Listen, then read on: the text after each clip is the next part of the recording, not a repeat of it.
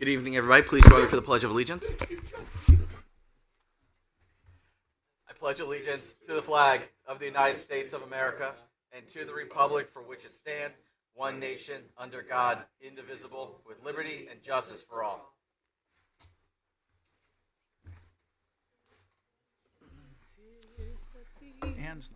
All right. Thank you for joining us for the May 28th, 2026 budget workshops. It's our last night of workshops. Don't cheer too loud. Madam Clerk, when you're ready, please call the roll. Councilwoman Melly Garthwaite. Melly Garthwaite at large. Councilman Peter Rivera is absent. Councilman Sean Ronan is going to be on his He'll be way. late.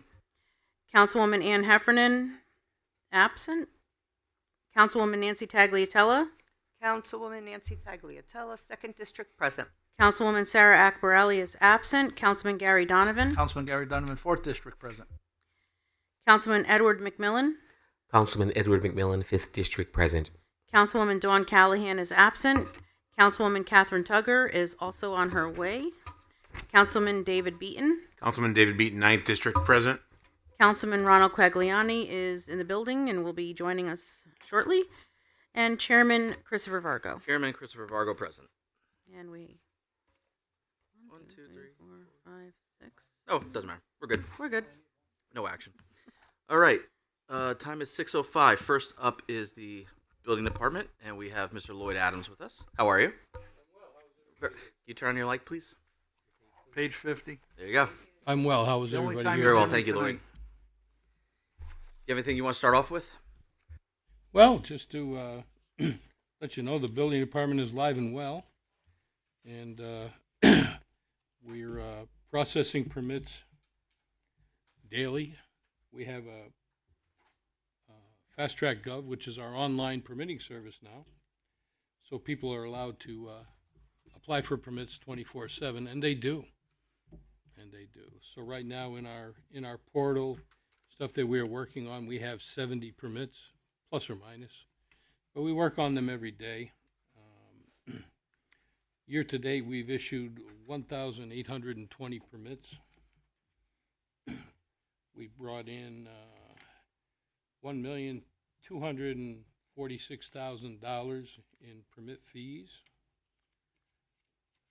The portal is really a good thing for a lot of people, but some of the older ladies and gentlemen don't know how to do that. So in our office, we have a computer set up that we can assist them if they come in, and we can get them to work on it.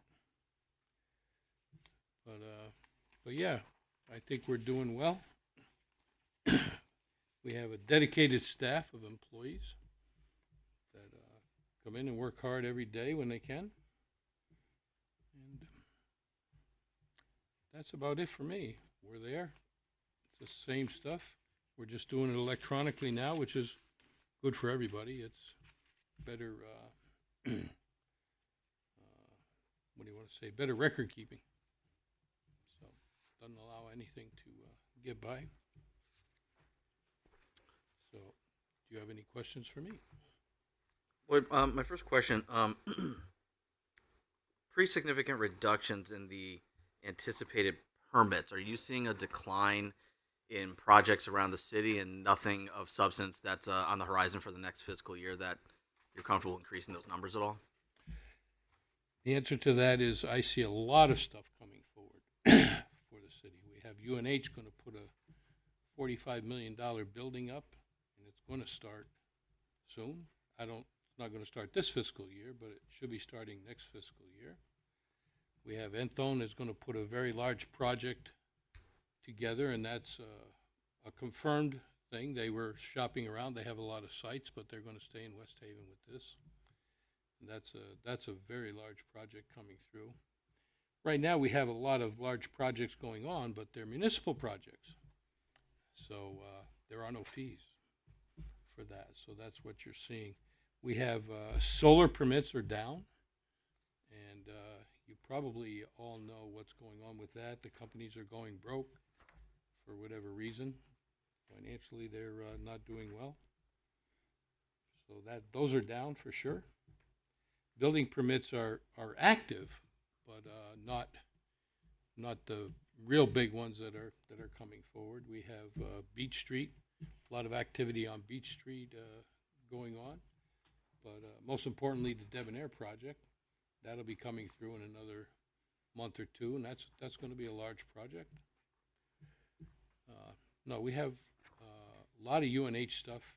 I said they're going to put up a new building, but they have the railroad salvage that they're going to be permitting to redo that whole building as one. It's not going to be two separate buildings, and they'll be putting some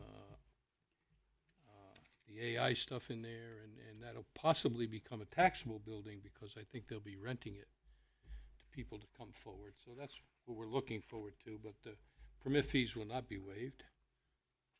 You know, more importantly, though, we'll get taxes on it if they do what I anticipate they're going to do. And do you expect those? You expect those to start after July of this year? Yeah, they're not going to start before July. Do you think they'll start between July and June of 27? Yes. Okay. I don't Based have on, and again, that's based on the information that I've given at this time. Mhm. Anything could happen. I don't have any specific questions on your department's expenses. It's more of a general question. I know that you and I talked about this last year, is that you have some line items that, comparatively speaking to everything else, are very nominal. We're talking under $1,000. And I see that you've reduced them by about 50%. And I understand why, to try to reduce your budget as much as you can. I mean, is this going to make any kind of a meaningful impact on your operations that you don't have $250 somewhere? It probably won't. Everything has an impact, but it probably won't. No, we'll make do how we have to make do. We won't have some of this stuff. I do need to purchase code books, which is quite a substantial thing. Does that come from? That's going to. What budget is that? What line item does that come from? That will come out of business expenses that were that's been removed. So Do you know how much what you're anticipating the cost for that is? yeah, about $6,000 to $7,000, depending on how it goes. But they haven't adopted this new budget. They haven't given us a date yet. So I'm reluctant to pull the trigger, if you will, to order the books. Can you explain The that? state, yeah, the state adopts the budgets or the codes. I apologize. Oh, okay. The state adopts the codes, and right now it's in legislative review. All right, and it was supposed to be adopted July 1, but it's still in legislative review. So now it's being pushed off. They don't know when it's going to come out of that. So when it does, it's supposed to be the 2026 budget, which moves us into some newer code books. So every time a budget is adopted, or I'm on budget, right?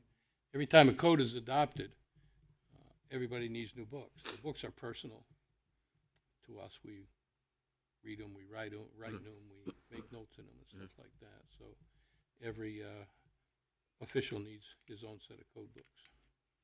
So we are looking into electronic versions that some of the people may like, and other people just like to flip the pages. So that may reduce the cost some, but as I say, once the state gives us the date, then we'll do it, and I won't buy them before that. What else comes out of the business expense line item? Could be nothing that I could think of. I mean, there's a lot of things that could come out of the business expense, I suppose. But nothing that's. Nothing that's. I understand it might be a catch-all, but there's nothing that's actually designated for that other than the No. code books. Okay. I'm looking for code books, and we have that there. We've got a number of 5,000. Hopefully we can do it for that. If not, we may have to move some stuff around. Okay. All right. But we'll make it work. That's what we do. We make it work. Thank you. Yes, we can.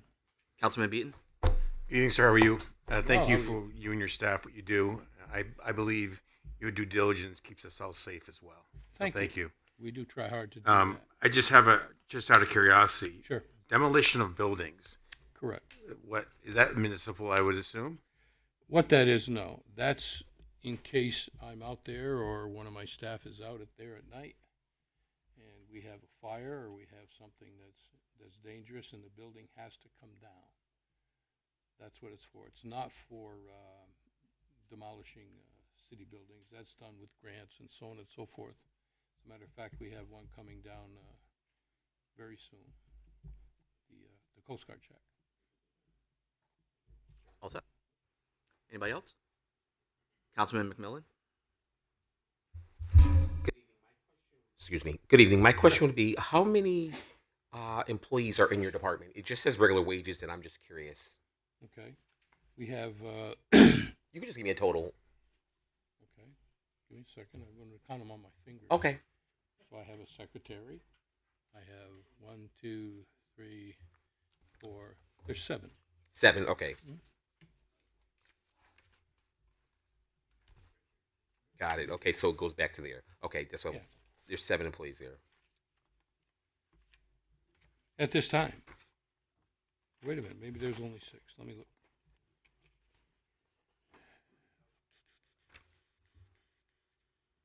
On page 3 40. assistants. I got myself. I have a secretary. And I have a property maintenance. So that would be 7. That is 7. Okay. Thank you. I count 8. That's why I asked. Okay. So I see the building official. I see 4 assistant building officials, a property maintenance building inspector, a secretary, and then an assistant that's part-time. That's correct. So we don't have the part-time assistant, nor did we have the other assistant, which is, we've been advertising and nobody comes here. I'm sorry, you still have the floor. I don't No, mean to take you're that fine, away from Chris. Because I counted 8. That's why I was asking how many, Yeah. and I'm seeing 8, but it says you're saying this. Okay, So so- what you're saying is correct. That's what's in the budget. you. So you have 8 total positions within your budget, but you have 2 vacancies. You have the part-time, the part-time assistant building official, and is that the same And- role as and- a regular ABO? No, Just part-time. It's the same credentials, but it's part-time as Yep. opposed to full-time. And then and who else is vacant? The secretary? No, the part-time building official and an assistant building official, Okay. and it's part-time assistant building official. Okay, so you have an ABO Mhm. vacant, and then the part-time. ABO. ABO. Thank you. Thank you. Yes, sir. I'm sorry, Councilman McMillan. No, you're fine. So that would be 6 then. Thank you. Okay. And your conventions and dues does that go into the conventions and central services? Okay, I just, Yeah, they moved all that to there, and we draw from that as we need to. so the mayor's recommending $2,000 and they will just go into that general pool if they needed some convention dues. Okay, I'm all set, sir. Thank you. Yeah, so our dues would be for NFPA and International Code Council and the stuff like that. Hey, that we go for. For the vacancies, they are posted, and you're just waiting for applicants to come in. That would be a personnel question. They were posted. I don't know if they still are. Okay. And the applicants are not coming in. That's the issue. Okay. So, and it's hard throughout the state. It's not just West Haven. It's everywhere. Okay. Question. I'm sorry. Oh, okay. Thank you. Councilwoman Tucker is on her way. She's in the building. And for the record, Councilwoman Heffernan is in the building. With no bees. Any other questions for Mr. Adams? Thank you. Thank you, everybody.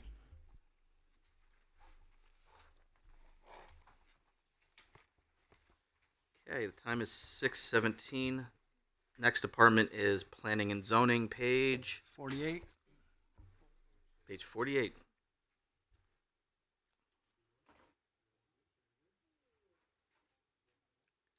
Mike.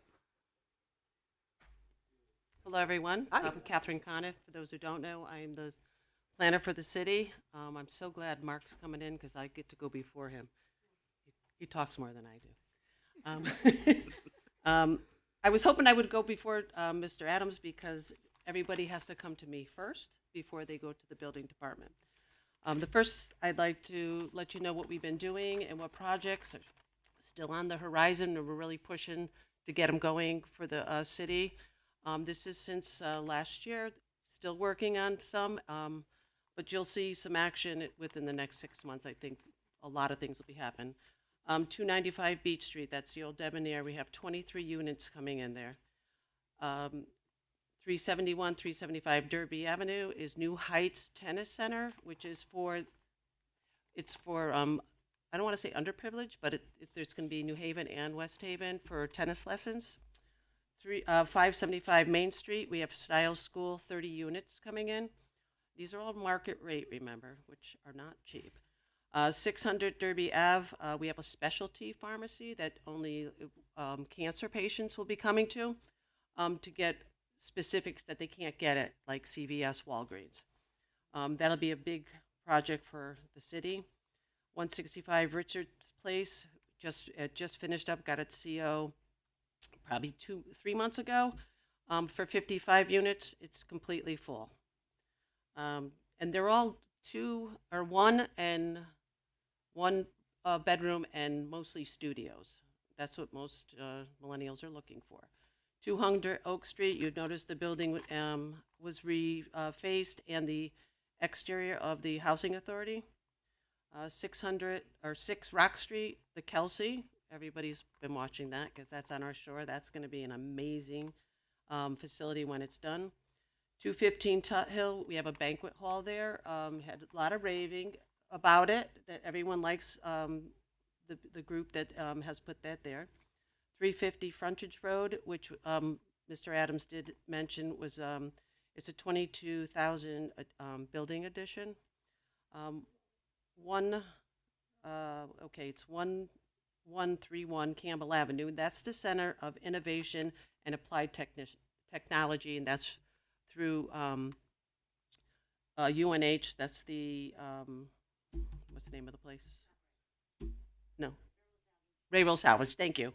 I'm sorry. That's it. No, if we're going to speak, we need to be on the record because I'm receiving sorry. complaints from the public that they can't hear us, and that's because we are talking without our mics on and without being close to the mic. So if we're going to speak, let's please be on the record. And I'm sorry, that was Railroad Salvage, which is a very interesting project where the students will be working for other companies to build things for them, and a lot of them, this AI that they'll be working with to help other companies, such as like Pratt & Whitney and other, technology type buildings. 528 Forest Road, a car wash, still not sure if that's going to come in. It was a self-serve. We did talk about 70 Elm Street, Seatown, 96 Elm Street, a 9-unit. It's a total remodel of that building. That was a problem building for a long time, and it's going to be top rate.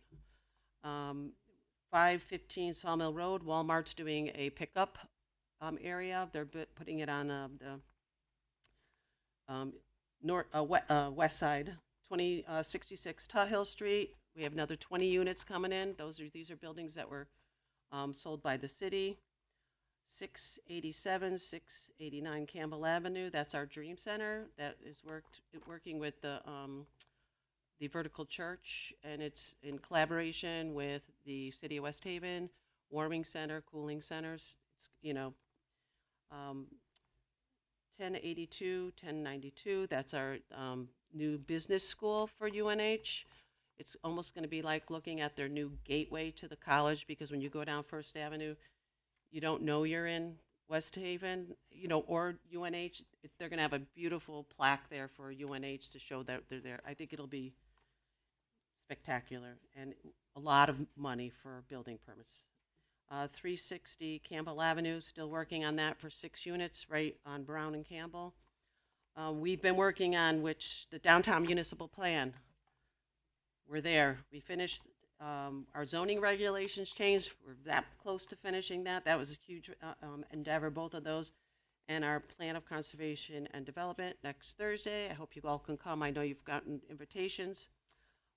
We worked on a moratorium for the smoke shops, convenience shops, doing reviews for every, plan or building permit. We've been doing variances, special permits, sign-offs on wetlands, new businesses, certificate of zoning compliance. So we keep ourselves busy downstairs, and hopefully everything starts happening. I say when we see cranes, we'll be even more happy in our city. We really cut back a lot, a real lot. We're not asking for much money at all. Let me see where my new budget is. They didn't put it Kathy, here. before you get into that, could you possibly email that list that you just read off Oh, sure. to our clerk?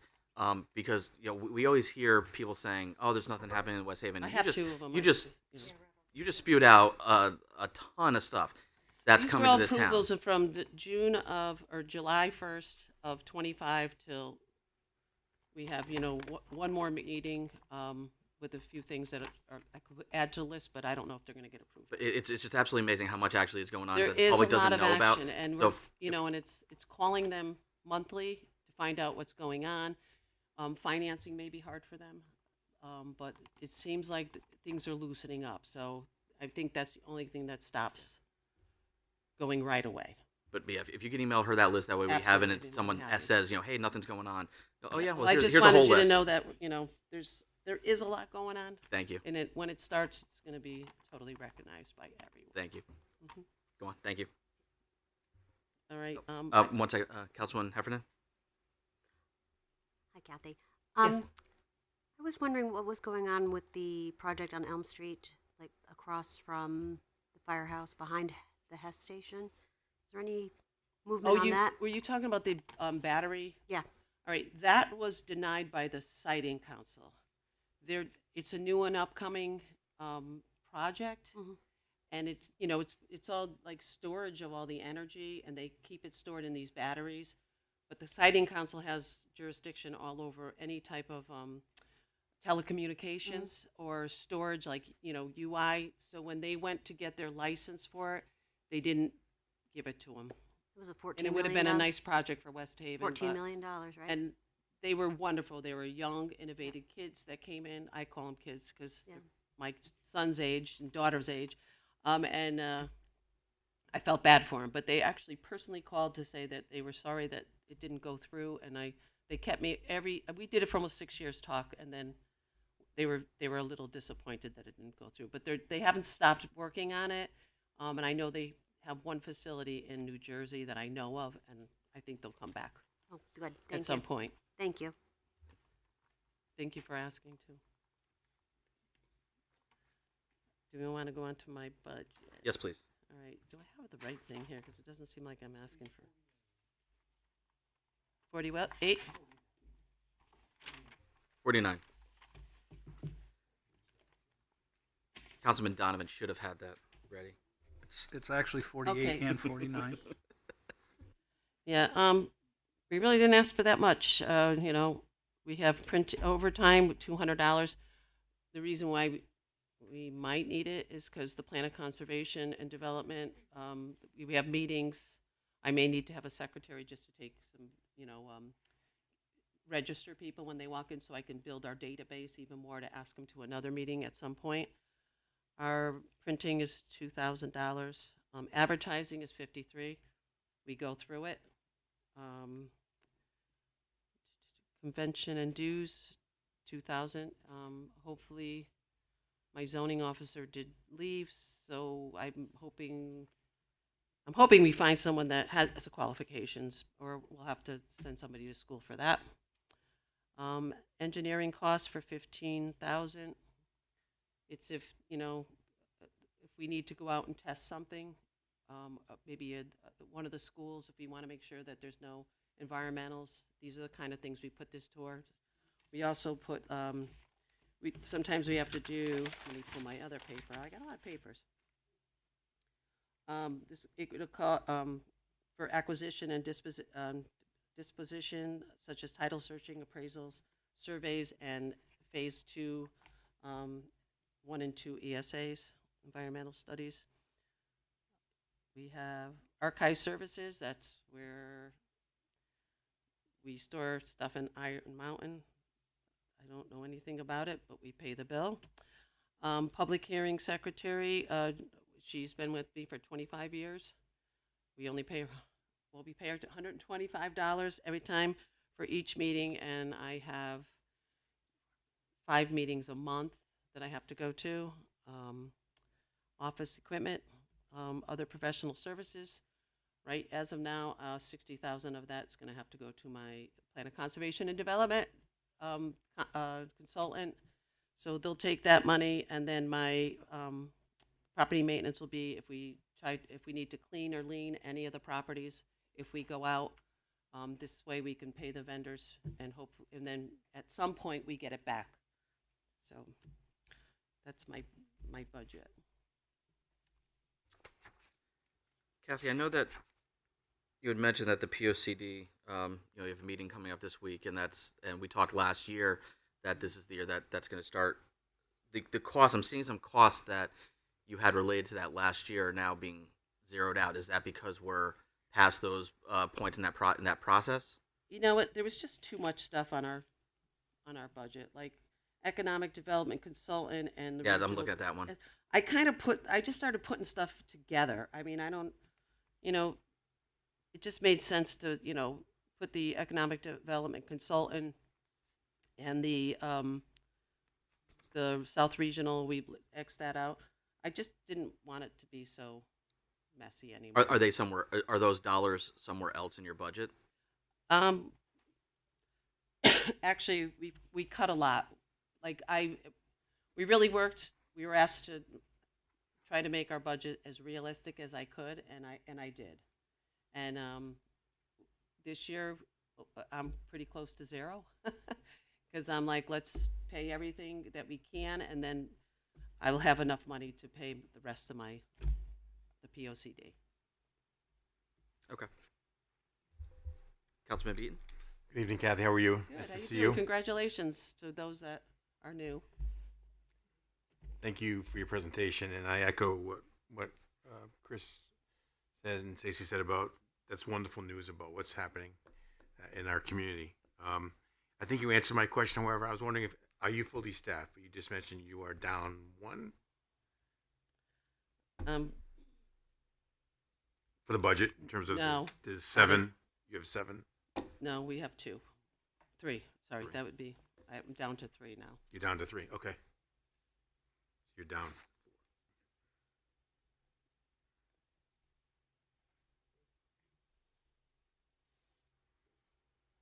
And are we looking to fill those positions? We do have the zoning enforcement officer.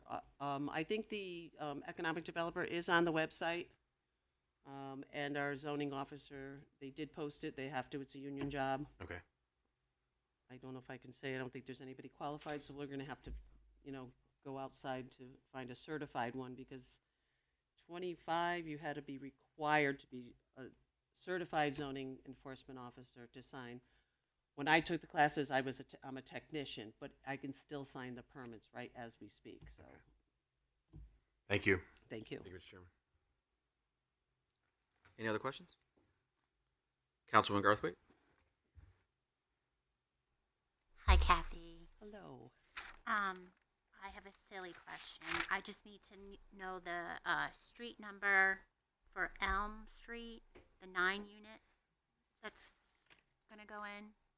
It was right after 70 Elm. Yep. 96. Okay. There is 7 units right now, 7. and it was more of a rooming house before. It was used it was dilapidated. We wasted a lot of money going there constantly because of problems with keeping the property clean. One of the old landlord decided to let somebody just bring all their wood back there, and there was saws and chainsaws constantly. It was kind of a disaster. And we have a woman that came from New Haven who loves architecture. She's interested in the Ulshler building, and she took this building, and I'm dying to see it when it's done. I can't wait to go into it. Top notch everything. Everything faucets It wasn't cheap, and one of the commissioners did ask her, he's like, I'm impressed by what you showed us. And she says, well, I don't want to have to keep going back to fix it. And I was like, what a good answer, Put in what you need and make it right, so. Kathy, was this the developer from 2 nights ago? I think, what was it, 2 nights ago? V. V, it is. It is V. Okay. All right. Yep. Yeah. Okay. That's interesting to know. Mhm. Thank you. Thank you. Kathy, can you help me understand your staffing levels? I just want to make sure that I know which positions Okay. are filled. So, obviously yours is filled. Economic Development Director is currently vacant, and that's posted. Correct. You said the Assistant Planner, is that filled? That is not filled. That's not filled. Are we looking? We are. Mr. Sparrow said we're looking.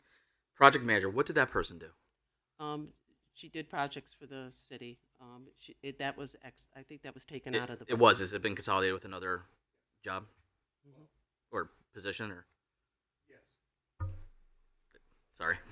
I'm sorry. Yes, the relevant duties of that position have been rolled into a new position. Yes. Okay. And then I know the property maintenance / zoning officer, is that filled? Yes, it is. That is. And then the zoning enforcement official, I understand he just left. It just left. Just Yep. left, so that's vacant. And then your secretary is It's still there. still there. Okay. Okay, that's all I have. Any other questions? Councilman McMillan? Evening. Good evening.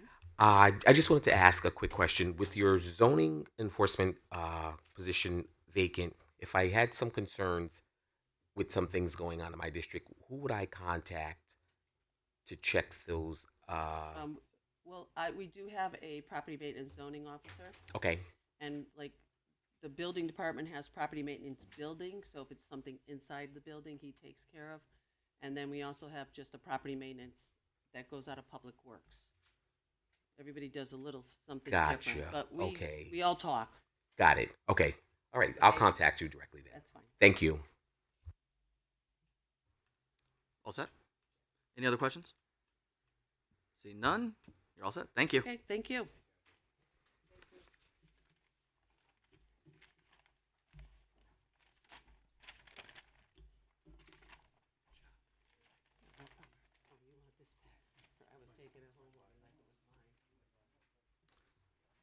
Okay, the time is 6:36.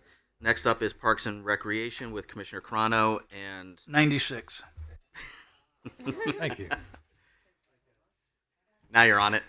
I just want to congratulate you all. It's been a long process. This is the last one you have. You did a wonderful Thanks, Mark. job, and I'm going to kick it over to Mark and let him take you home on this.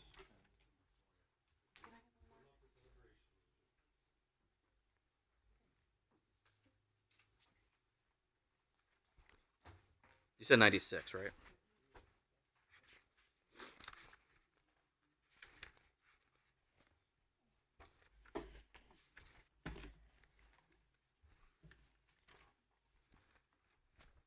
So just a couple things about our budget proposal. There's been significant need in our budget for two reasons. The state minimum wage. So the state minimum wage went up again this year. It's at $16.95 an hour from $9.15 an hour a decade ago. We in the last decade we've had an increase in part-time and seasonal employee costs of 82%, and it's a huge slice of our budget, as you could see from the pie chart. $668,000 plus in part-time salaries, represents 62% of our overall budget. So realistically, our budget would still be under $1 million a year were it not for what we have to pay our part-timers. And the second thing is, since 2018, inflation in Connecticut's been up 30% as well. Consumer prices 20%. So that's really impacted our ability to, purchase equipment and supplies and such. We don't really have a lot of money for that. But at the same time, it's also, we know that it's created household impacts for our residents as well. So being mindful of that, we have not raised costs on our programs, our program fees too much. But in terms of the budget proposal, in order to continue to offer the services that we have been, that's what the number is. And again, moving forward, we could certainly look at generating more revenue through program fees. Because, for instance, like our playground program, summer playground program, 6 weeks long, a number of different schoolyards, it's $60 for 6 weeks. We eat about $100,000 a year with that program. And again, we went through COVID, we went through a number of things. The program had gone from free to a fee program, back to free, now to a fee program. It's really not my place to say what we should and shouldn't be charging or looking to generate in revenue. Commissioner Carano, Dave also sits on the Recreation Commission. So, and we've been talking about this extensively. We've gone up incrementally on a few of the programs, but not too much. But again, we could always get to the point where we are recouping the costs of the services that are above and beyond, what you would normally consider a usual service, like a camp or a tennis lesson, something to that effect. Yeah. I know everyone's aware. Everyone went through their fee schedules this year and adjusted, and Park and Rec adjusted as well. And it was never the intent for Park and Rec to be a profit center. So Mark adjusted his fees, and you go up gradually. You don't want to shock people, so that's kind of where we are. And I think we did adjust these fees, a lot of them this year, and we moved them up a little bit, and we'll take a look again next year. Maybe we do the same thing. So, but we don't want to price out our own West Haven people from going to these programs. And that's really the two-edged sword, is really you can't price out the people who you're providing the services for. But in the same token, you have to recognize that 2 weeks at our camp is pennies on the dollar compared to going to a YMCA or any other camp. And again, $60 for 6 weeks of a playground program, which is run just like a camp, just for a shorter day. That's the best bang for your buck in recreation and probably in the state of Connecticut.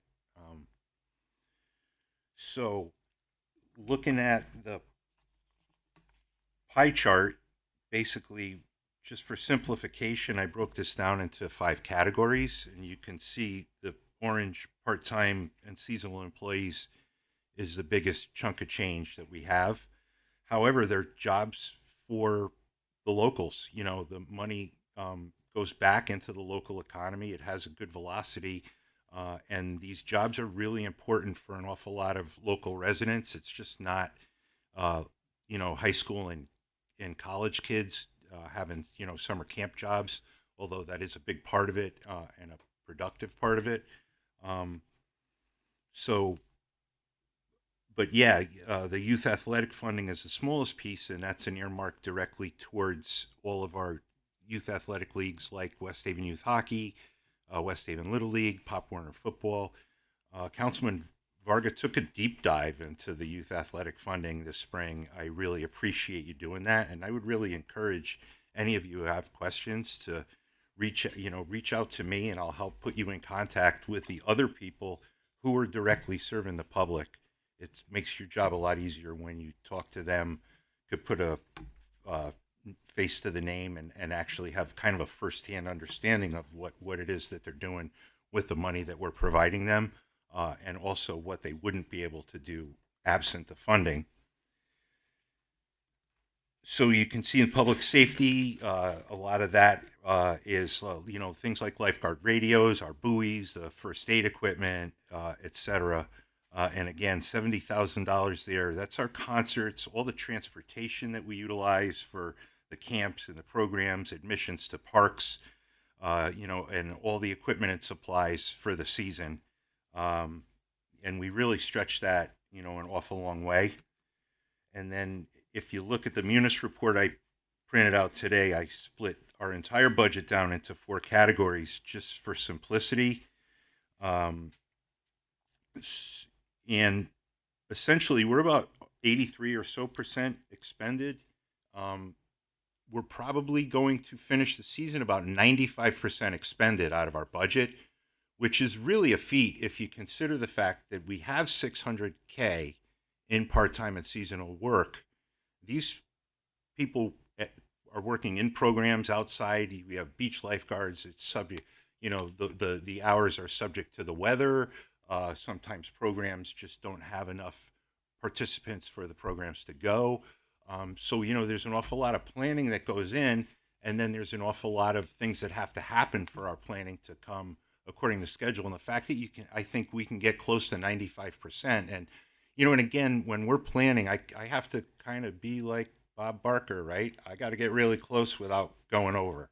So we really hit our marks this year. And if there's one area you could see where we kind of didn't, it was with the aquatics programs. That's solely based on our inability to hire enough lifeguards and aquatic staff. There is a statewide shortage of guards. We have held out hope against hope that we would recruit more guards so that we could offer 4 or 5 swim lessons in the pool simultaneously instead of maybe 2. It just hasn't happened for a number of years, and we have sent money back at the end of the budget year each year. And for that reason, I did cut back on the request for the aquatic staff because I just don't see it happening this year. And we'll keep working on it. But what I would rather do is come back to you and ask for a little more money in the future than have you appropriate money that we're not going to spend year in and year out. So that was my piece, to trim the budget back. But again, the budget goes up mostly because of the increase in the minimum wage again. So sorry that was a little long-winded, as Kathy had said it probably would be. So I'll turn it over for questions. We were absolutely ready for you. Mark, for me personally, I appreciate you taking a look at the aquatic programs. It's unfortunate that that's the reality, but I think it's very prudent of you to lessen that and then come back, and ask for more if you need to, later, assuming that the staffing levels go up. And then to your point, something I just want to raise very quickly is the Bennett Rink programs. That those monies, I understand, go to West Haven Youth Hockey League. Yes. To help offset some of their program costs, to offset the cost, to their participants. And as you explained it last year and the year before, our other youth programs, sports programs, get pretty much free use of our other facilities, our ball fields, our soccer fields, our whatnot. You can't exactly do that for hockey. So, correct. So in lieu of giving them free space, we give them a financial, incentive. And it's something that's been there for the longest time since I was a kid, I would imagine, as long as I was with the rec department, and they probably wouldn't be surviving, without it at this point. And it's probably the most expensive sport for the parents as well. So it's not just the cost of the ice time and then the fees that the parents incur. Soccer, you buy spikes and shorts, and hockey is like, it's more gear than if your child was a catcher. So right. The one question I have, I think it's more of a global question, and actually, Commissioner Carano, you might be the better person to answer this. The way I look at your department, Mark, is that you're providing the quality of life service to the residents, but there comes a point that some residents may not be able to utilize it, but it's still on the backs of the taxpayers, which I understand and I fully support. Is there an opportunity to try to find additional grant funding to offset some of these costs so that the way the taxpayers don't have to shoulder all that burden? Well, so we do that any opportunity we get. The mayor's been very active chasing grant money, and Olivia and Vanessa have been doing a nice job with that. But so right now we're doing free swim lessons for the summer. We got money from youth services for about 200 life jackets, PDFs. It's like the single most effective safety item that we have is a good fitting personal flotation device.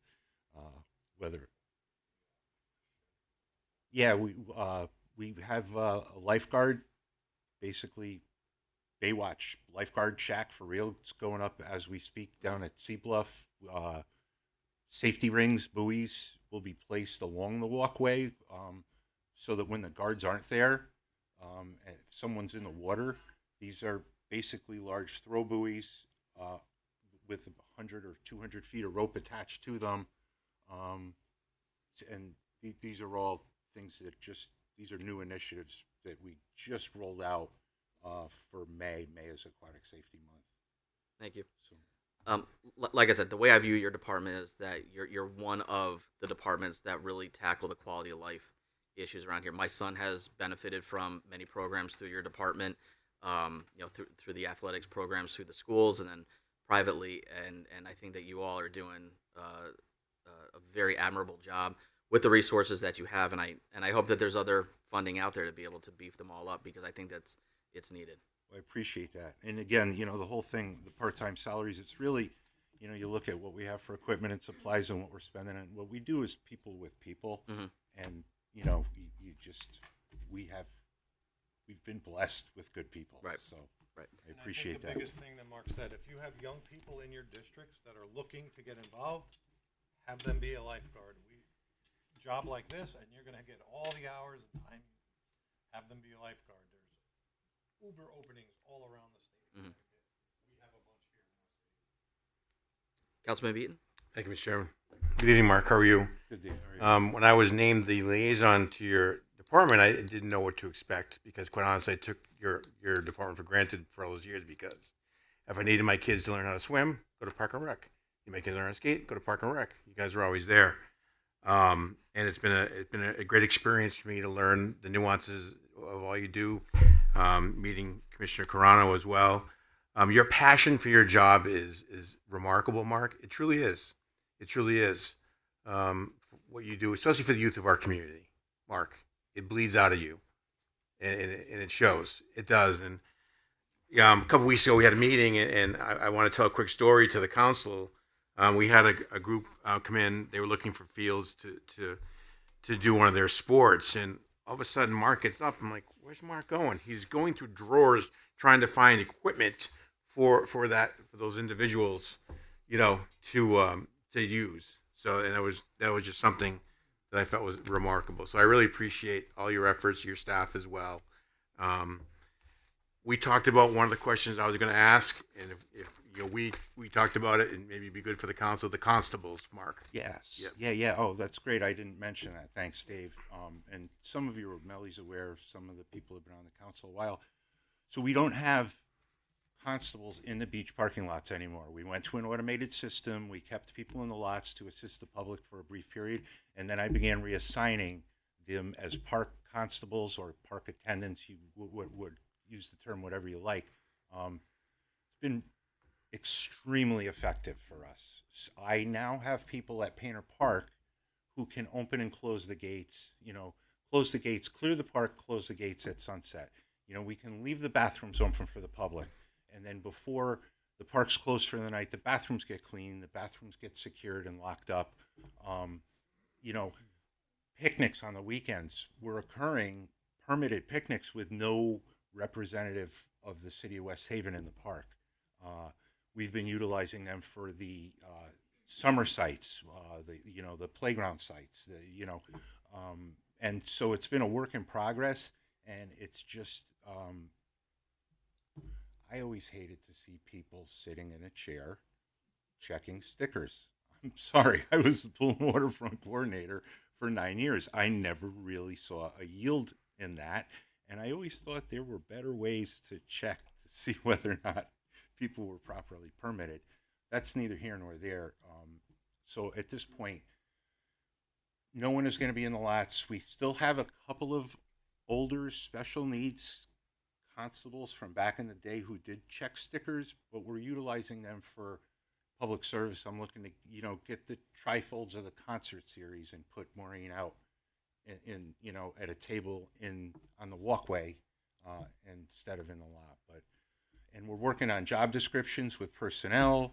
The biggest thing is to get the budget itself edited. It's really, really difficult to get some of the language evidently on the budget changed, but Commissioner Carano and the new personnel director Rosen and I have had conversations. So there will be a job description for that position, revamped, and then we will adjust it in the budget so that hopefully moving forward, all questions will go away on that. Thank you again, both of you. You do an outstanding job. Thank you, Mr. Chairman. You're welcome. Councilwoman Heffernan? Mark, Diane. I just have a question. It's a nitpicky question because it's not that big of an amount of money, but your medical supplies really vary. Every year it's like 4,000, 1,000, 5,000, 1,000. What's the why is it, what's driving those numbers? I'm not sure the 25 is sort of an outlier, but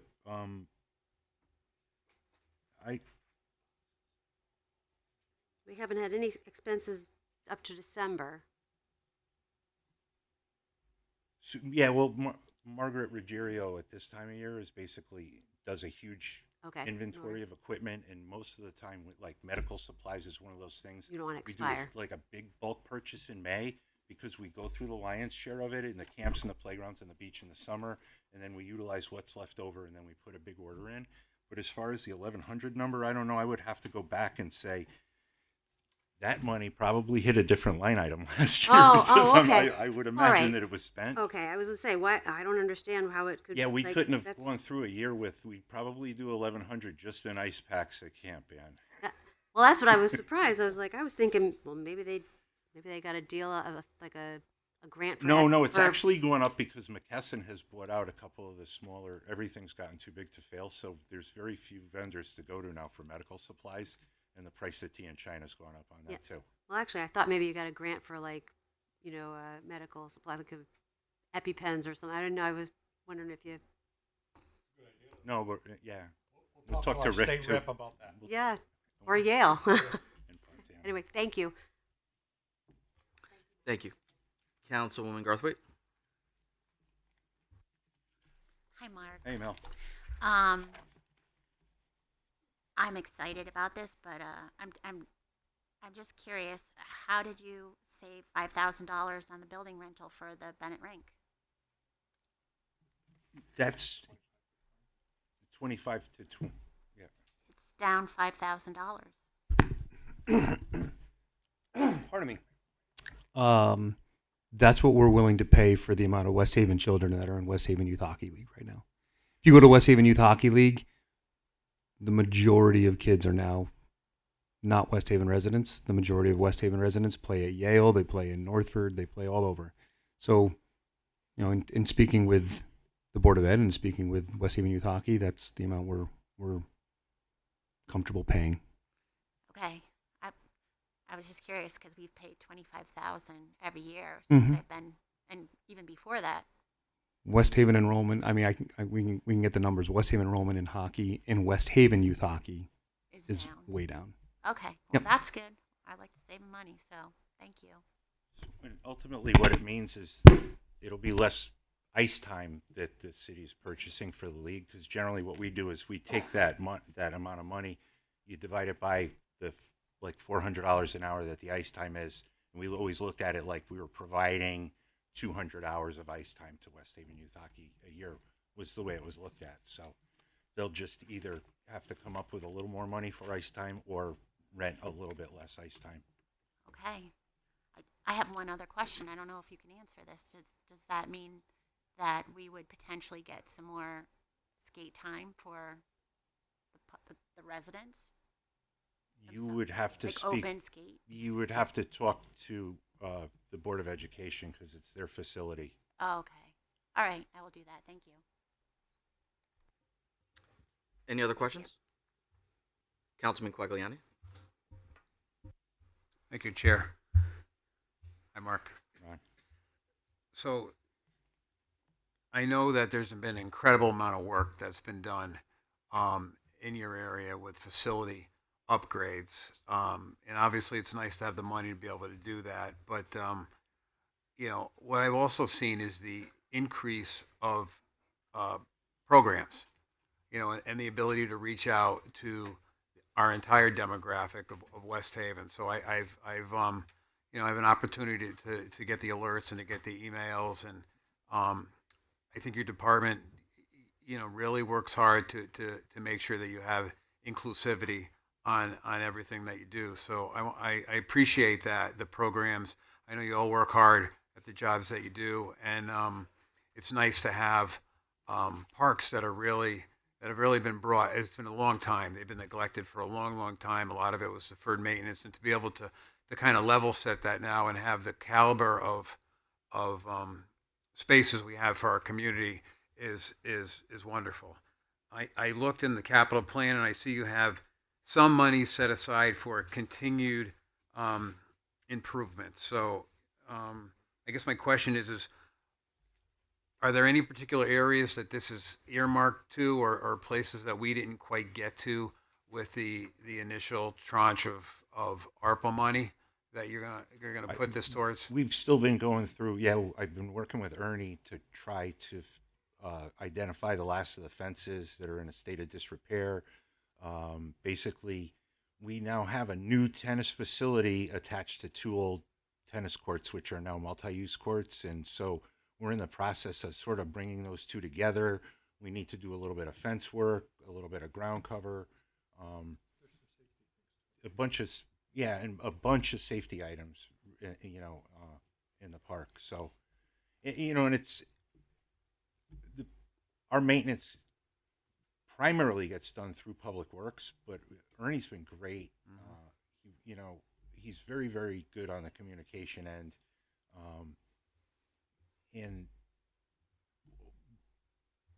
we also like the park attendants that I was speaking towards. Like, so some of these kids are cutting and trimming and cleaning, and they're poking papers. And so if you're noticing a difference in Painter Park itself, part of it has to do with the projects, but a lot of that has to do with the cleanliness that, again, we're getting from the part-time employees. So, it's, I think that's important. You've retooled.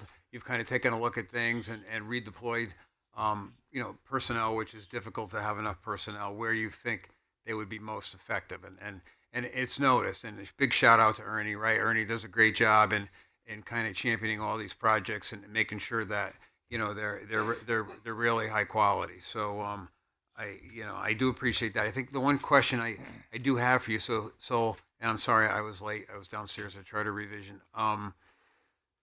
So a goal for next year. So if there was an ability for you to do either, what would be a goal that you set next year for your department, and if it's financially related, what would you like to do if you had the funds to be able to do it?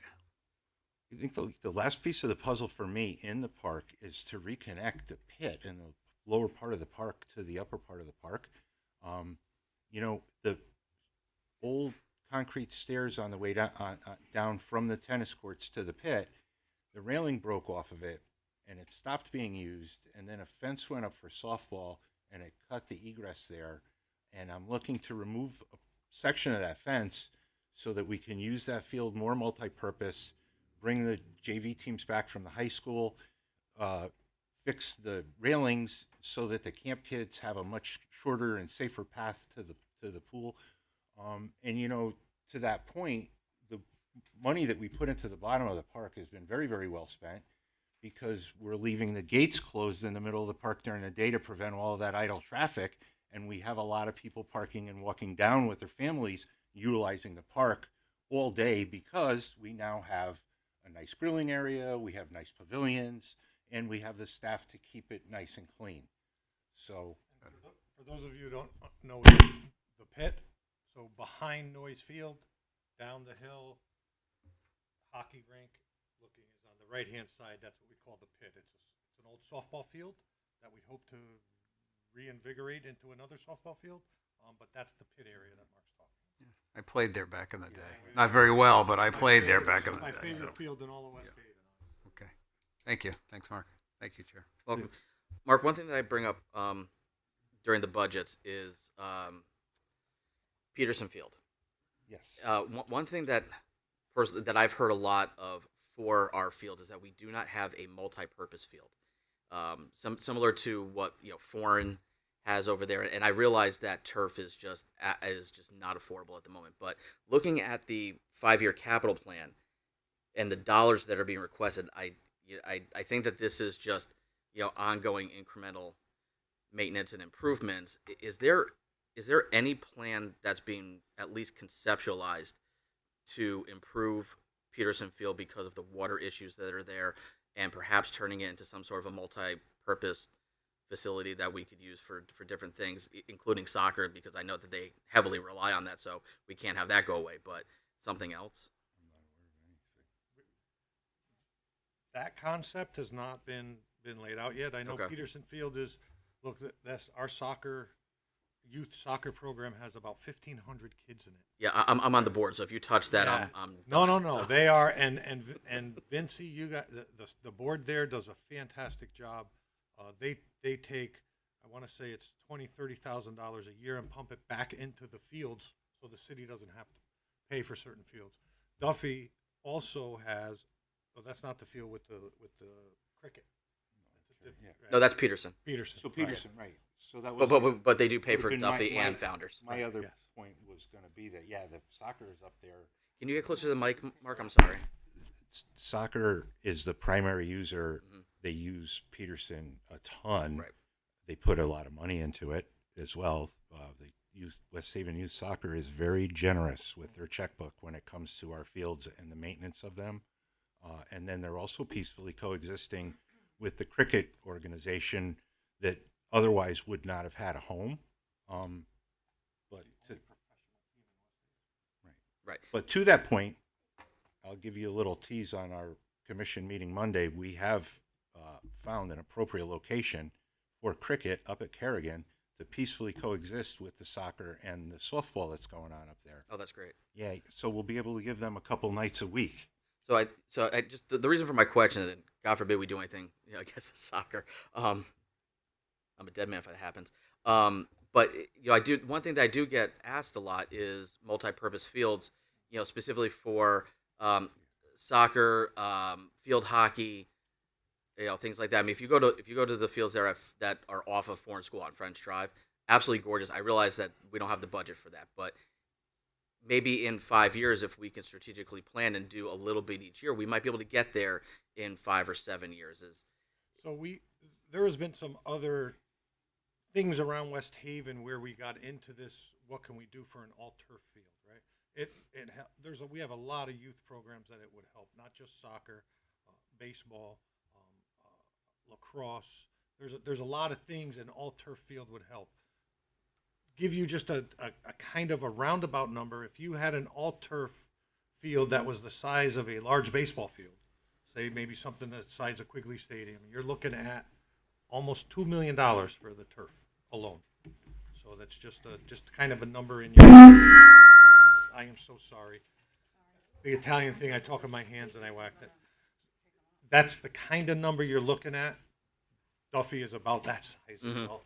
So, I mean, just like I said, as a number in your head, a couple $1 million to turf it. And it needs to be replaced every 12 years. Okay. Thank you. Any other questions? No. Councilwoman Heffernan? I just wanted to reiterate, Ernie doesn't get enough kudos, accolades, praise. I walk by Painter Park almost every day, and I happened to notice that the garbage was overflowing down by the wood park, and I didn't even get my phone out, and Ernie pulled up and was like, "I'm already on it." I'm not joking. He really, I mean, he must have like ESPN or something. Right? Anyway, but he really deserves all the praise, and you do too, Mark. Thank you very much. But yeah, no, Ernie, you only have to explain it to him once. He grasps it, and he's very formatted. He's just all those things. He's a pleasure to work with. Yeah. Thank you. No problem. Any other questions for Mr. Payne? No? Gentlemen, thank you for your time again. Thank you. All right. We're rounding third. We're almost done. Last but not least, the library. Save the best for last. The library. The one line The is on library. 102. Thank you, Councilman. I do have some handouts. Is it okay if I pass those Absolutely. Thank you, Colleen.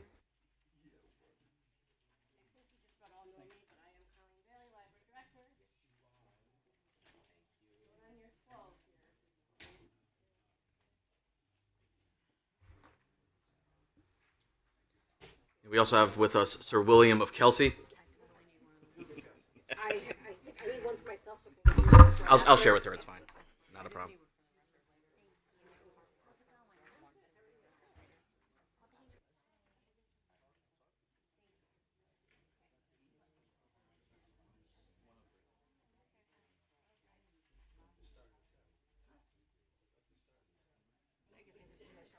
I do need a few more.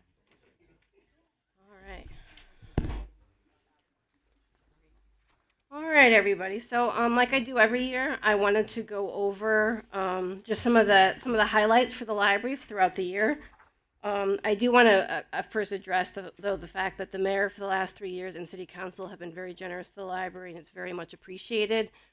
We've had our budget stagnated for so long that we're still trying to play catch up. So it's very much appreciated that you realize the work that we're doing at the library.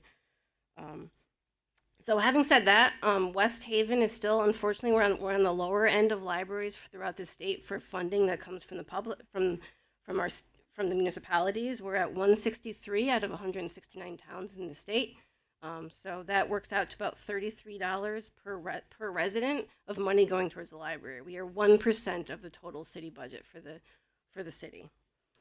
Last year, we did reduce some of our hours based on some of our budgeting. So we went from 57 hours a week to 54 hours a week. With doing that, though, we closed the main library on Monday nights, and Ora Mason's still open till 8. So we still have library services in town till 8 o'clock Monday through Thursday. Even saying with that, our library visits did go down a little bit last year from the year previously. And like I said, that is partially from closing our hours slightly. I will also say we are seeing more and more people who are coming into the library and using us as a third place. So we're seeing a lot more people coming in who are staying in the library for 2, 3, 4, 7 hours a day. Some of them are there more than the staff are there, quite frankly. So we have a lot of people just staying for a good long time.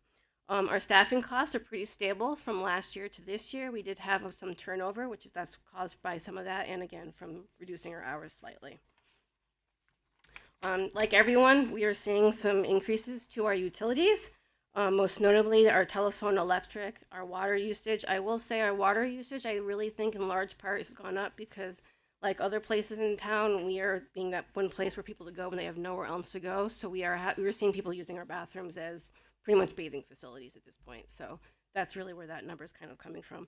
My office is also surrounded by the bathroom, so I've seen it all at this point. So it's like I said, it's an issue for sure that we are seeing. With that goes hand in hand. Our supply costs have also gone up, and in addition to those supplies going up, we are also using more of those supplies.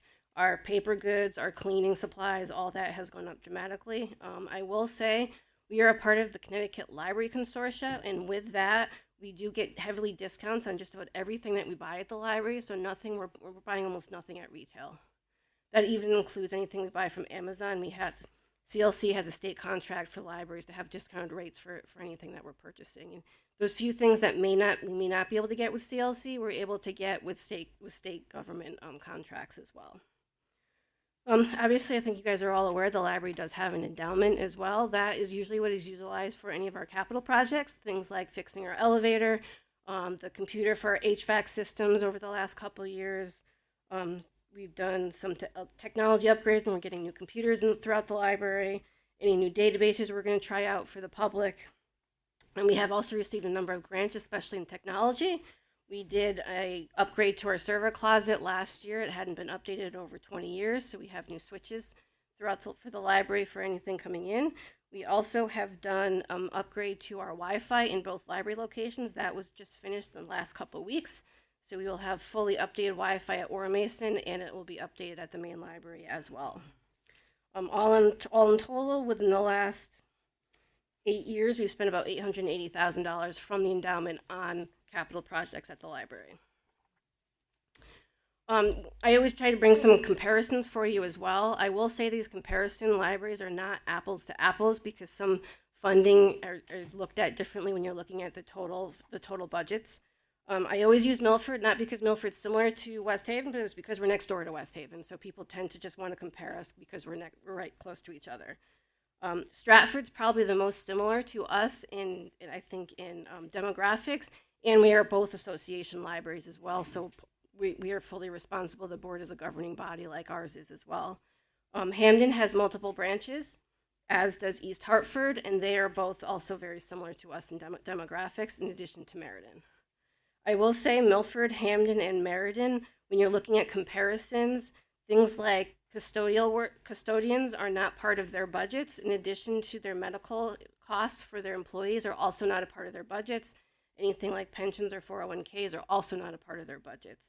So those numbers, when you're comparing those, are not similar to ours. That's really where we're similar to Stratford. But coming back a little bit further towards our library, when we're looking at our computer usage and our Wi-Fi usage, our computer usage has been pretty stable over the last few years. Our Wi-Fi usage has actually steadily increased year after year. And like I said, we're seeing so many people coming into the library as a third space. We're having people come in all the time. You're looking for a quiet space to utilize, whether it's for a Zoom meeting because they can't do it at home, or they just need tutoring. We have a lot of that happening at the library. We see a lot of DCF visits at the library. So all those things kind of add into our Wi-Fi usage just going up rather dramatically year over year. Hotspots, we still loan out hotspots to the public. 1 in 5 in West Haven do not have internet access at home. So that is still a usage that people are looking for on a regular basis. And we continue to do that. Our materials borrowed has also gone up from last year. I will say a third of that is now digital checkouts. I don't know how many of you follow stuff at the state level, but Connecticut last year passed the first ebook bill in the country, where we're looking to kind of get publishers to sit down at the table to talk to us about the costs that we pay for our ebooks. Right now, for libraries, we pay 3 times as much as a consumer pays for those books, and after 26 checkouts, they're gone. So it is something that's on the radar of libraries. I am part of the Connecticut Library Association with Legislative Committee. We've been working closely on that. That is one thing we're looking at because there's a high demand for e-content. People want to use they want to use things like Libby and Hoopla to take out library materials, and we want to make sure we can provide those services. I will say as well, reference questions, if you look at the chart for that, in the last 2 years, we've almost tripled the amount of people coming in asking questions to our staff. They trust our staff, they know that they can help them get the answers that they need, so they're coming in asking those questions. A lot of those questions are things about like, how do I apply for home health heating assistance at home? How can I sign up for an email address? How do I apply for a job? You can't apply to Burger King without you doing it online. So people are coming in and asking us for that help. They may not have somebody at home that can help them utilize the new cell phone they just received. So they're coming into the library to do that. They don't know how to set up something on social media, so they're asking us for that. So it's just we're constantly getting questions, and that's what we're here for. That's what we're there for. We did also add a couple databases in the last year as well. Things like transparent language. So everybody knows that West Haven's a very diverse community. There's a lot of different languages that are spoken. Transparent language is basically like Duolingo for libraries, where people can go on and they can just look at, they're able to kind of try to learn a new language that kind of walks you through it. It'll speak to you to tell you how to speak things correctly as well. We also added something called Craft and Hobby. Our crafting programs have really been taking off as well. So this is a service where a person just can go onto our website, put their library card number in, and they have access to tutorials, whether it's about how to crochet, how to knit, how to do woodworking, cooking, cake decorating. So kind of runs the gamut. And we still have things such as Jobs Now, Help Now, and Vet Now, which are all assisting tools. Jobs Now helps with resume help. Help Now is a homework help for kids. That's one of our most popular programs, or one of our most popular databases. And Vet Now is also geared specifically towards veterans when they need specific help, whether it's for housing assistance, heating assistance, etc. Programming, we had over 700 programs in the last year, 529 for adults, 215 for children and teens.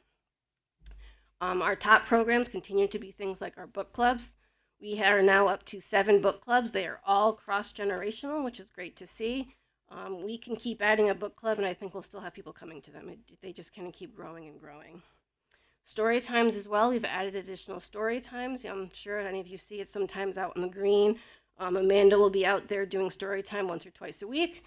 Or a Mason, since we've added a children's librarian over there, we've also added some story times there. And we now also have a bilingual story time over at Ora Mason as well, once a month. One of our most popular programs continues to be the Ice Cream Social that we do towards the end of August over at Ora Mason. The last 3 years, we've had over 200 people for that program. It's usually out on the lawn. We give kids ice cream. There's a magician who's been coming for the last few years for that. It's been a very popular program, and it really brings a lot of people over to Ora Mason that we don't always normally see. We also do a lot of self-directed programs. People maybe want to do something, they want to do something different, but they don't want to do it, on the library's timeline. So we do story walks. We've had some at the library. We've had some down on Savin Rock. We've done some on the green as well. In addition to a very popular scavenger hunt that's being brought back for the summer reading program that starts next month as well. So all in all, we had over 7,000 people for library programs in the past year. So like I mentioned, we are still continuing to also do the digital navigation project, which is that doing that technology help with people sitting down and kind of helping walk them through whatever it is, helping them understand how to use technology. I talked about the book clubs. We are also doing, like I said, a number of veterans programs. Our outreach librarian goes to the Veterans Hospital on a regular basis. And then as well, we've had them coming into the library to help explain to them how to use services in the library. We also do a temporary library card for veterans that are staying at the Veterans Hospital so that when they're staying in town, they can still have access to library services with that card. And we'll be working in conjunction with the Veterans Museum in July for a 250th celebration program that will be happening at the Vet Museum. We'll be actually taking a bus that will bring people who don't have access to transportation to the Veterans Museum for that program as well. School visits, we managed to hit every kindergarten class in this past year between the librarians at the main library in Ora Mason and most of the preschool classes as well. That's getting kids access to library cards as well as making sure that they understand what the library can help them with. Our outreach librarian, Melissa, has also continued to do a number of different places going across town. She works with the community house, she's at Wheat, she's at the farmers markets and the senior center, in addition to delivering books to our materials to the homebound residents in town, which then brings me to the bookmobile that we are going to be getting with our ARPA funds. We are looking at a 38-foot bus for that. That falls just under what you need for a CDL license. By doing that, we'll be able to get something that can hold up to 3,000 items on it. Right now, we have about 1,000 items, so we're about halfway there, but between the Pantino collection of materials that we already have, and then looking at donations that come in and then looking at what we can purchase, we'll be able to kind of beef up that collection quite a bit. We'll also be able to return to, I don't know if many of you remember Dom and Joe, who used to drive the old bookmobile. We're going to go back to doing visits throughout town where they'll park within different neighborhoods for a couple hours at a time. And we'll be heavily concentrating on Allentown until we can get a library into the Allentown area. And we'll also be able to set up pop-up libraries throughout, in different places. And by doing that, we will also have computers that are on the bookmobile that people can utilize just like they would at the library. So if somebody wants to come in, they need resume help, we'll have a librarian there that will sit with them for a couple hours to help them kind of walk through what they are looking to kind of do. And making sure the collection is browsable. There's a number of ways that we can do that that's cost effective. One of those is we can also rent books through one of our vendors, and so we can constantly be rotating that collection, so there's always new materials. Right now, Melissa's collection is a good chunk of it is large print because she's predominantly dealing with seniors. So we rotate that collection because most people want the latest and greatest Patterson or Cussler or name your top 10 authors. So we're just making sure that we always have those available for them. Having said that, we are also still continuing to look at what we can do for the Allentown Library. We do still have the land up on Orange Avenue. We will be looking at grant opportunities as well as what we can do with the land we currently have. We also have some projects that we're looking at doing at the main library as well to expand the space that we have, because we do have some space that we're using more for storage that I'd like to turn into public access places as well. So we can utilize as much space from what we currently have too. So I know that was a lot of information very quickly, and I know there's questions. Colleen, thank you so much. I think it's important for the council to hear what the departments, but especially the library, is doing. To know where the funds are going and how it's benefiting the committee, and no one speaks more highly of you than Mr. Heffernan right there. We appreciate that. You weren't lying, right? Yeah. Okay. I asked you this question last year because you indicated that your goal was to open up a Allentown branch this year. I know that's not happening. But my question was: is there funding in this current budget FY26 for the Allentown branch in anticipation? And you said no. So now that that's not coming to fruition, but I do understand the goal of having the larger bookmobile.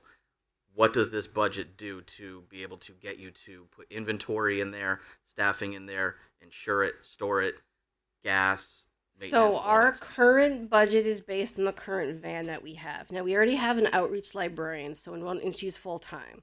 So she's already doing a lot of the work for the person who will be, and she's already knowing that she's going to be taking over driving this vehicle.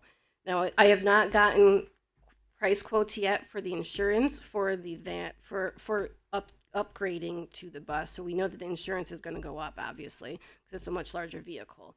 We're going to obviously do as much as we can with the collection we currently have to see what we can reallocate to be in the bookmobile, but we are going to need to beef up the collection that is on that vehicle as well. We're going to have to buy a couple laptops for it. We're looking, because we are going to be using the ARPA funds as well, trying to get the warranty as far out as possible with it, so that we also make sure that we're fully warranted for the next few years for any kind of issues that may kind of come up with the van as well. If things really start to take off, I am going to also, for safety, want to make sure that we have a second person that's on that vehicle when we go out. We have not currently allocated a second part-time assistant position for that bookmobile yet, though. Now, would those two folks be working in tandem together? Yeah. Okay. What's the demand right now for the mobile library? She gets calls on a regular basis. So her busiest season is obviously the summer. But we'll be at as many farmers markets as she can be at. We'll be at Wheat on a regular basis. She's at the senior center. We could be at the senior center a lot more frequently than we currently are. We're also doing a number of homebound visits as well, so the people who can't physically get to the library, she's the one who brings all those materials to them as well. Will the new vehicle be handicapped accessible? Yes. We will making sure it's handicap accessible. We are also looking at having an awning in place, and depending which vendor we end up going with, we may also have the capability of having some like a video on the outside of it. We're making sure it's Bluetooth accessible, so it'll also be a moving hotspot throughout town. So wherever she happens to park, people will have internet access as well. Does the library's internet provider for those hotspots? What's the contract like? Is it on a per use basis? Is it so much data and then you're paying more? Because that could get pretty crazy. So we pretty ended up quickly. switching last year to a vendor that's specific for libraries for hotspots, where we pay a yearly fee for the hotspots that we own. By doing that, it's dramatically reduced the cost of the hotspots that we currently have. So we pay once a year for 20 hotspots, and it's unlimited data. So there's absolutely no data cap for that. Correct. Okay. That's why we switched to them. No, that's a great move, because that could go crazy pretty fast. Yeah. I'll open up to other questions. Councilman Quagliani. Thank you, Chair. Hi, Colleen. I'm just going to go down the budget requests. Yep. All right. So under salaries, so how many total employees do you have? Right now we are at 26. 26. And does this budget stay flat with 26 employees? The Yes. requested budget? Yes. Because there's about $150,000 increase from. We are looking at moving one employee from part-time to full-time. Okay, so all right. So there's 26 employees. How many are full time? I'd have to double check it, but I want to say we're at 19. Might be 18. It's 18 or 19. Right, I can give you that specific number tomorrow. All right, but in the budget, one of the part time is Going full-time. going to go full time. I will say we are about to go into contract negotiations, so any of the salary stuff is also estimates right now. So the request, does that bake in what you potentially think is going to be the number for an increase with contract negotiations? Yes. We did put a number in there. I believe the budget was also including what our medical was going to go up as well for staff. Yeah, I mean, it may be best to leave it flat and then have a contingency, but I think that's something that we could discuss as we go along. Pension. It's 401k fund.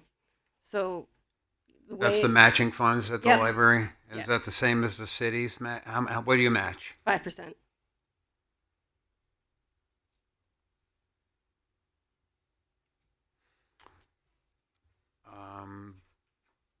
So electricity, natural gas, and gas. I know that we're all going through. You had said that obviously these prices aren't going down, but the city is locked in on those utilities.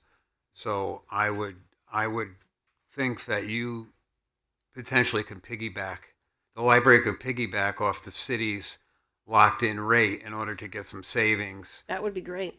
Yeah, I think maybe if you could maybe connect with Mr. Spryer. Yep. And see if we could get those costs down because Yes. they've Yeah, again, in the last couple of years, we also did replace as many lights as we could with LED. So we've kind of already tried to bring those costs down. But yeah, if we could lock in, I mean, Yes. we'll lock in. It'll save dollars. Books. I will say our book budget's about half of what it should be. So is that a typical? I've We been are, so again, comparing us to, I'd have to look at the state library report, but Stratford's our most close person, and actually all the other libraries that I use as the comparisons, we're almost half of what their book budgets are. Because that's one of the largest items that we can cut. So unfortunately, books go. Now, having said that, our physical books, we're getting at a 46% discount from retail costs. So we're already purchasing those at a severe, a lower cost. Being in a consortium also helps us because we can borrow those items from 29 other libraries if we don't have them. But part of the reason our circulation numbers aren't where they should be is because our book budget isn't where it should be. So there's still a need. Wrong words. There's still a group of individuals that prefer a book, right? A lot of everything is electronic now. So you're talking about when you say books, you mean books, right? Physical, yeah. Physical I mean, books. I will say there's also a higher demand for the ebook content. Like in a perfect world, if I could double our book budget, I'd put half the material towards physical and half of it towards digital. Because audiobooks, we're still one of the few libraries in the state currently buying physical audiobooks because there's a demand for it. But more and more of your big publishers aren't even giving you those options of being able to get that physical, so you have to go to things like the digital copies of it. Unfortunately, the physical copy we can get it for $45. The digital copy is $150, Mm-hmm. Yep. and it goes away after 26 uses. But Illinois and New Jersey are very close to passing their bills, and if that does happen, that will trigger ours. Okay. And just going down again. So legal fees. So I'm not going to volunteer anybody, but again, I mean, I kind of see the library as an extension of the city, right? City department. So if you could lock in on those utility rates, there may be a potential for us to collaborate, the city and the library, on any legal issues. So I don't know if you hire outside counsel now or what you do, but I don't want to speak for Attorney Cassini, but there maybe there's an opportunity there to partner, right, and an opportunity to save some. Yeah, in a year that we're not doing contract negotiations, the legal fees are pretty low. Yeah, because I would imagine. So let's play it out. So somebody slips and falls at the library, Which has happened. right? So who? We have our liability insurance covers a slip and fall. We have separate liability insurance from the city as well. So there's no pay out of pocket. So who pays out of pocket? Would that be what the That's deductible that's baked into the budget is? Our liability insurance would cover it, and then what would probably happen, I believe the last time, I think we took it from the endowment. I don't remember now. Our what would you call it? Not deposit, but I'm losing words. I can't think of it. So Our deductible. deductible. Our deductible would Okay. basically be baked into I got that. you. Okay. And it's fairly low. I want to say it's maybe, depending what it is, it's $1,000, $2,000. Okay. Other operation expenses. It looks like a new line item for $7,500. That's kind of a catch-all for things such as staff development, I think hospitality, which is again very nominal. Background checks, because we do a background check for everybody who's hired.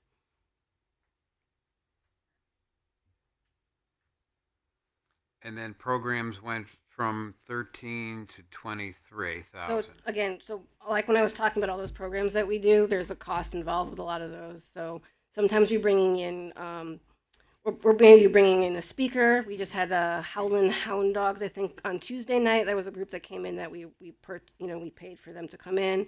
That's also any of the supplies for any of the programs that we're doing. And that also includes the summer tutoring that we do every single year as well. Yeah, so I think, so thank you for answering all those. I peppered you with questions, so I appreciate you answering them, but I do think there's some opportunity for savings if we could kind of, leverage some city services where we're able to. So if we could follow up on that, I'd appreciate that. Will do. Thank you. Thank you, Mr. Chair. You're welcome. Other questions? Not necessarily a question. I just want to say I thank Colleen for all the great work she's doing at the library. Thank you. Appreciate it. You're more than welcome. Anything else? Councilwoman Heffernan? There are other things that go on at the library too. You graciously allow groups to utilize Yes. The rooms in the Ora Mason. I know the garden club meets there monthly, and I'm not sure about the other garden club. Both garden clubs meet at the library. The land trust is met at the library. The Girl Scouts are now doing our regular recruiting events at the library. We're hosting our state delegation next week as well. There's a low vision group that meets the library on a regular basis as well. Going on tonight, there's an English language learning program going on as we speak. And the art shows. The art shows over at Ora Mason, we've done quite a few of those. The Board of Ed meets over at Ora Mason at least once a month generally as well. Pretty much any nonprofit in town we're going to allow to utilize the library space as long as we have it. That's one of the main reasons why we really want to look at some of the space in the basement of the main library and turning that into public access space, because there's such a high demand for our space all the time. And I mean, even at Ora Mason now, we're turning one of the small program rooms into like a place where people can meet for one-on-ones if they need to. We do a ton of DCF visits at the library because it's a safe place. We've had a number of attorneys that come in that want to meet with somebody in a public space, or utilizing the library space for that. I could kind of go on and on about the different groups that utilize our space, but that's what we're here for. We are a community resource. We are here as a benefit for the community, for people to come in and do what they need to do. Thank you. You're welcome. Colleen, I just want to quickly revisit the personnel Yep. grouping, because that's the largest. Yes. You know, It's I want about to 80. I want to say it's like 80% of our budget. and typically As salary, it should be. Yeah, typically salary always is. My point was that is the single largest line item and single grouping for the increase, and Yes. so you're in contract negotiations presently, or you will be We are soon? looking to sit down for our first meeting very soon. Yes. Okay. When do you anticipate? What's the goal of having them done? I think we'll be done by hopefully the end of July, beginning of August. It'll probably won't be more than 3 meetings, if that. Okay. So you have spoken with somebody, I assume, Yes. and figured out. I don't want to say worst case because that's not really the right word, but the greatest budgetary impact that the library is going to be hit with. That these numbers probably Those reach numbers there. are pushed the highest that we think we're willing to go. And again, like the budget that we received, I'm very grateful for what the mayor gave us, but any cuts is going to be cuts to services, because we are already at, we run paycheck to paycheck. So when I don't have that city check by the end of the month, I mean, I'm sure that second floor can attest to us being over here saying, when's our check? Because we're not going to make payroll otherwise. Mackey's laughing because he hears it every month. So we run very, very close to the fire, because we know that money's tight, and we respect that, but we also want to be able to provide as much service as we can. That staff that we have are the reason we're able to provide those services, and without them, all that stuff goes away. So even though the library does have an endowment, it doesn't have what I'll call as a fund balance, so to speak, like the city does. So it does. There's not cash in the bank that you can. We have some that we can tap if we need to in an emergency, but we try really hard not to do that. It's again, and we have had to, we take from that. Then as soon as I get the city check, we were able to reimburse ourselves. But like I said, we try really, really hard not to do that. Okay.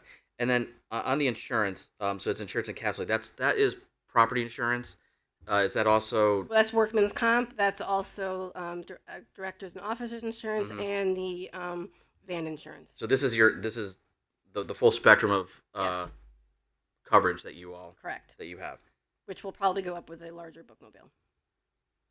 Have you cost that out yet? Not yet. I didn't get a chance to do that today. But Okay. So since you brought it up, what's the plan to pay for the operation of the bookmobile? well, we already have baked into our budget for gasoline for it. Because we still have another van. I've always kind of made that a little bit higher just to for safety sake. So obviously that might go up a little bit. We do utilize the city gas station for all the fill-ups for our current van. Like I said, the insurance is really the biggest piece for the van. This kind of came up rather quickly. So obviously my budget was in before that happened. So we'll make it work. We always do.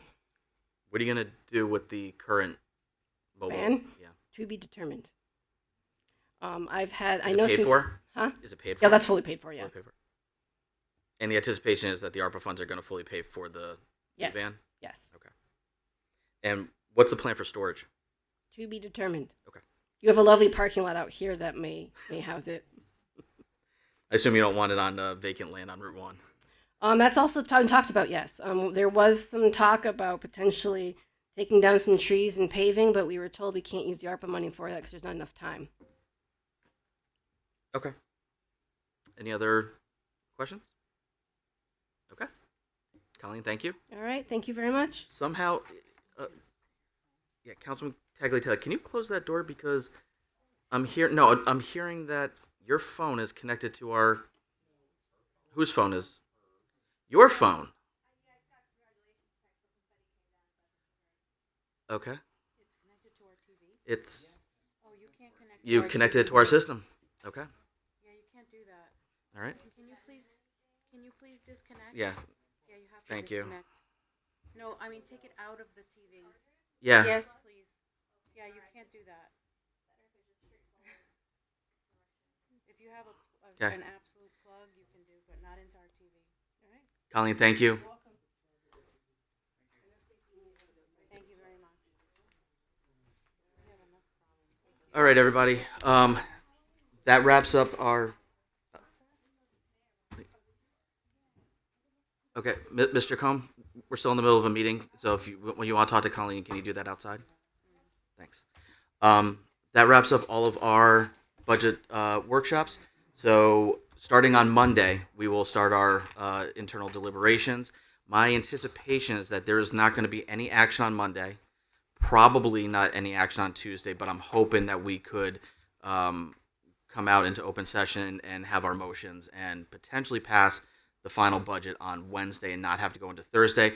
But obviously, we will know more as we get into Monday. So we will be back here for starting our deliberations next Monday, the 8th, I think? 8th? The 1st. I'm a week early. That 8th our meeting. Thank you. So Monday, June 1st at 6 o'clock. And I will entertain a motion to adjourn. Second. All in favor? Meeting is adjourned at 7:40.